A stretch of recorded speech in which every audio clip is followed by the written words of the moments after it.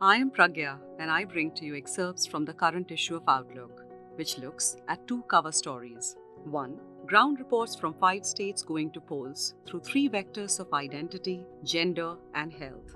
And will the outcome decide which way the wind will blow in the 2024 general elections? Second cover story continues to be on Palestine, titled From the River to the Sea. Don't Take India Away from Us by Raman Kaul, a Philadelphia-based blogger.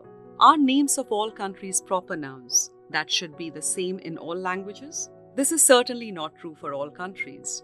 Germany is known as Deutschland by all German language speakers. It is also called Allemagne in French, Alemania in Spanish and Arabic, Tyskland in Danish, and Saska in Finnish. It probably has a dozen names in a dozen languages. Hungary is known as Magyarország by Hungarians, Ungarn by Germans, and Magyaristan by Persian speakers. The country we know as China in English is Chin in Hindi. Kitay in Russian is called Zhongguo by the Chinese people. The country we know as Japan is called Nippon by the Japanese. The list of such countries is long.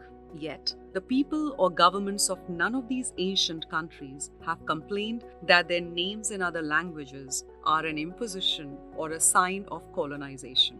If you look at a German government document or website in the English language, the country is called Germany, just as Bharat is called India in any English language document. The point I'm trying to make is that having different names in different languages is not limited to India. And this is neither a sign of colonization or something to be bemoaned. Why are some Indians being small-minded about this? Names of countries with ancient civilizations have become parts of various languages over the millennia. For this and more, read the current issue of Outlook.